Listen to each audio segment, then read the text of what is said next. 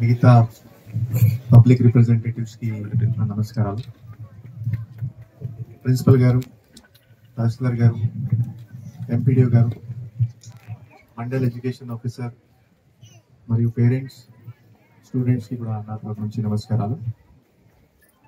ఈ స్కూల్లో చాలా కాలం నుంచి ఫెసిలిటీస్ తక్కువ ఉన్నాయి, ఫెసిలిటీస్ కట్టాలి ఒక డిమాండ్ ఉంది, తల్లిదండ్రుల నుంచి కూడా డిమాండ్ ఉంది, గత ప్రిన్సిపల్ గారి నుంచి కూడా ఫాలోఅప్ చేయడం జరిగింది.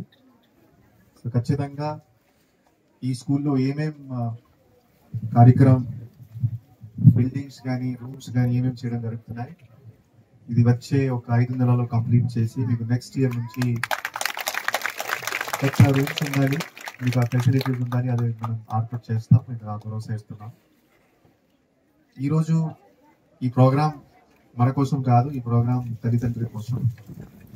తల్లిదండ్రి స్కూల్కి వస్తే స్కూల్లో ఏం జరుగుతుంది మీరు కనుక్కుంటే, మీ పిల్లలు ఎట్లా చదువుతున్నారు మీకు అవగాహన వస్తే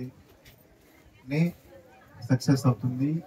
ఆ ఉద్దేశంతో జిల్లాలో ప్రతి స్కూల్లో ఈ కార్యక్రమం చేయడం జరుగుతుంది. కానీ చల్లబాబు గారు చెప్పారు, ఇంకా పేరెంట్స్ ఇంకా రావాలి, పేరెంట్స్ ఇంకా ఇంట్రెస్ట్ తీసుకోవాలి. ఎందుకంటే మీరు ఇంట్రెస్ట్ తీసుకోలేకపోతే మీ పిల్లలకి సక్సెస్ రాదు. మీరు ఏమైనా స్థానంలో ఉండొచ్చు, మీ దగ్గర సపోజ్ ఒక రూమ్ ఉంటే కూడా, సపోజ్ మీరు ఎడ్యుకేషన్ మీద ఫోకస్ పెడితే మీ పిల్లలు 100% సక్సెస్ అవుతారు.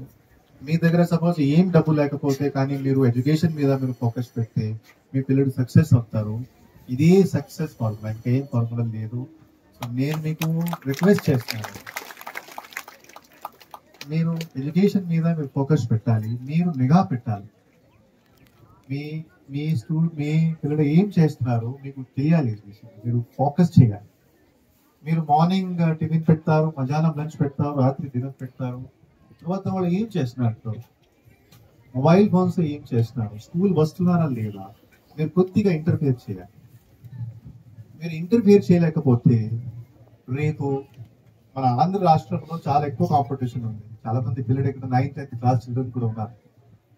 ఇది గుర్తుపెట్టుకోవాలి. ఆంధ్రప్రదేశ్ రాష్ట్రంలో చాలా ఎక్కువ కాంపిటీషన్. మీకు సక్సెస్ ఎప్పుడు వస్తుంది, కాంపిటీషన్ పోటీ చేస్తేనే మీకు సక్సెస్ వస్తుంది, లేకపోతే మీకు సక్సెస్ రాదు. మీరు కాంపిటీషన్ లో ఎప్పుడు మీరు పోటీ చేయగలుగుతారు, సక్సెస్ చేయగలుగుతారు, మీరు డిసిప్లిన్ ఉంటేనే. సపోజ్ మీరు ఒక 2 సంవత్సరం, ఒక 3 సంవత్సరం చిన్న పిల్లడికి మీరు సపోజ్ చెప్తే ఒక ప్లే స్కూల్ పంపించేయాలి, ఒక అంగన్వాడికి పంపించేయాలి, ఇమీడియట్ గా వెళ్ళిపోతారు. ఇమీడియట్ గా బేసిక్లీ ఆ డిసిప్లిన్ ఉంటాయి. కానీ 9th class, 10th class, 11th class, 12th class ఆ సమయానికి ఆ డిసిప్లిన్ తగ్గిపోతుంది. ఇది అబ్జర్వ్ చేస్తున్నాం. ఆ డిసిప్లిన్ ఒక 10%, 20%, 30% పిల్లలు చూస్తున్నాము. ఆ 10%, 20%, 30% పిల్లలు సక్సెస్ అవుతారు, మిగతా సక్సెస్ అవ్వదు. మిగతా మీరు ఏమైనా ఒక చిన్న వ్యాపారం చేస్తారు, ఒక చిన్న బిజినెస్ చేస్తారు, అంతే. సో దయచేసి నేను పేరెంట్స్కి రిక్వెస్ట్ చేస్తున్నాను, మీరు 100% మీరు ఇంటర్ఫియర్ అవ్వాలి. నేను మీకు ఒక సూచన ఇస్తాను, ఈ స్కూల్ గురించి మీకు ఒక సూచన ఇస్తాను. ఈ స్కూల్లో సుమారుగా 500 మంది పిల్లలు ఉన్నారు. మీరు కూడా ఒక్కసారి విన్నారు నేను ఏమి చెప్తున్నాను. ఈ స్కూల్లో 500 మంది పిల్లలు ఉన్నారు, 20 మంది టీచర్స్ ఉన్నారు. సుమారుగా ఒక టీచర్కి గవర్నమెంట్ ద్వారా 1 లక్షల శాలరీ ఖర్చు చేయడం జరుగుతుంది. 20 into 1 లక్షలు అంటే 20 లక్షల రూపాయలు శాలరీ ఖర్చు. పిల్లలు ఎంతమంది? 500. చూస్తే 4,000 రూపాయలు ప్రతి ఒక్క స్టూడెంట్ కి ప్రతి నెల 4,000 రూపాయలు ఖర్చు చేయడం. ఎందుకు ఖర్చు చేయడం జరుగుతుంది? మీకోసం. మీరు ఇక్కడికి రావాలి, మీరు చదవాలి, ఎక్కడి నుంచి కొద్దిగా నేర్చుకుని ముందుకు వెళ్ళాలి. ఇంకా మిడ్ డే మీల్ కానీ, డ్రెస్ ఖర్చులు కానీ, ఈ సాఫ్ట్వేర్ ఖర్చులు కానీ, మండల్ ఎడ్యుకేషన్ శాలరీ కానీ, స్టేట్ లెవెల్లో ఎవరు పనిచేస్తున్నారు వాళ్ళ శాలరీ ఇంకా దీంట్లో లేదు. సో 4,000 రూపాయలు, 5,000 రూపాయలు సపోజ్ ప్రతి నెల